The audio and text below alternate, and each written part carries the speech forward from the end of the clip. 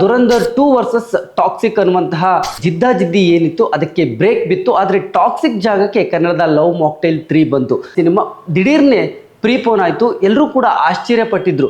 ದುರಂಧರ್ 2 ಎದುರುಗಡೆ love mocktail 3 cinema ಯಾವ ರೀತಿ ಕಾಂಪಿಟೇಷನ್ ಕೊಡುತ್ತೆ ಅನ್ನುವಂಥದ್ದು. ಆದ್ರೆ ಕೃಷ್ಣ ಮತ್ತು ಮಿಲನ ಅವರು ತುಂಬಾ ಕಾನ್ಫಿಡೆಂಟ್ ಆಗಿ ಹೇಳಿದ್ರು, ನಮಗೆ ನಾವು ದುರಂಧರ್ಗೆ ಕಾಂಪಿಟೇಟರ್ ಅಲ್ಲದೆ ಇರಬಹುದು, ಆದರೆ ನಮ್ಮ ಸಿನಿಮಾಗೆ ಆ ಪೊಟೆನ್ಷಿಯಲ್ ಇದೆ, ನಮ್ಮ ಸಿನಿಮಾಗೆ ಏನು ಕಲೆಕ್ಷನ್ ಆಗಬೇಕೋ ಅದು ಖಂಡಿತವಾಗ್ಲೂ ಆಗುತ್ತೆ, ನಾವು ಗೆಲ್ತೀವಿ ಅನ್ನುವಂಥದ್ದು. ಯಾಕಂದ್ರೆ ಫೆಸ್ಟಿವಲ್ ಅಕೇಶನ್ಗೆ ಏನು ಲವ್ ಮಾಕ್ಟೈಲ್ 3ನ ರಿಲೀಸ್ ಮಾಡಿದ್ರು, ಕನ್ನಡದ ಮಟ್ಟಿಗೆ ಲವ್ ಮಾಕ್ಟೈಲ್ 3 ಸಿನಿಮಾ ಗುರುವಾರ ಮತ್ತು ಶುಕ್ರವಾರದ ಗಳಿಕೆಯನ್ನು ನೋಡಿದ್ರೆ ಬಹುತೇಕ ಈ ಸಿನಿಮಾ ಗೆದ್ದ ಹಾಗೇನೆ. ಸ್ಯಾಕ್ನಿಲ್ಕ್ ರಿಪೋರ್ಟ್ ಪ್ರಕಾರ ಮೊದಲ ದಿನ 1.52 ಕ್ರೋರ್ ಅನ್ನುವಂಥದ್ದು, ಎರಡನೇ ದಿನ ಸ್ವಲ್ಪ ಗಳಿಕೆಯಲ್ಲಿ ಕಮ್ಮಿ ಆದರೂ ಕೂಡ 1.15 ಕ್ರೋರ್ ಗಳಿಕೆಯನ್ನ ಮಾಡುವ ಮೂಲಕ ಅದ್ಭುತವಾದಂತಹ ಒಂದು ಓಪನಿಂಗ್ ಅನ್ನ ಪಡ್ಕೊಂಡಿದೆ. 2 ದಿನಗಳಿಂದ 2.88 ಕ್ರೋರ್ ಗ್ರಾಸರ್ನ ಈ ಸಿನಿಮಾ ಮಾಡಿದೆ. ಅಲ್ಲಿಗೆ ಈ ವೀಕೆಂಡ್ ಅಂದ್ರೆ ಶನಿವಾರ ಮತ್ತು ಭಾನುವಾರ ಎರಡೂ ದಿನದ ಗಳಿಕೆಯನ್ನ ಕೂಡಿಸಿದ್ರೆ ಬಹುತೇಕ 5 ಕೋಟಿ ಕಲೆಕ್ಷನ್ ಅನ್ನ ರೀಚ್ ಆಗುತ್ತೆ ಅನ್ನುವಂಥದ್ದು.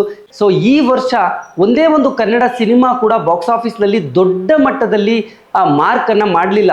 ಸೊ ಹಲವು ಸಿನಿಮಾಗಳು ಸುದ್ದಿ ಮಾಡಿದ್ರು ಕೂಡ ಗಳಿಕೆಯ ಲೆಕ್ಕಾಚಾರದಲ್ಲಿ ಯಾವುದೂ ಕೂಡ ಸಕ್ಸಸ್ ಅಂತ ಹೇಳೋದಕ್ಕೆ ಸಾಧ್ಯ ಆಗಲಿಲ್ಲ.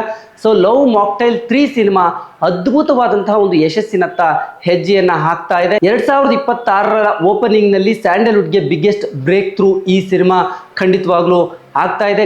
ಸಿನಿಮಾ ಬಗ್ಗೆ ಪ್ರೇಕ್ಷಕರು ಮತ್ತು ವಿಮರ್ಶಕರು ಇಬ್ಬರೂ ಕೂಡ ಅದ್ಭುತವಾದಂತಹ ಒಂದು ಪ್ರಶಂಸೆಯನ್ನ ವ್ಯಕ್ತಪಡಿಸಿದ್ರು.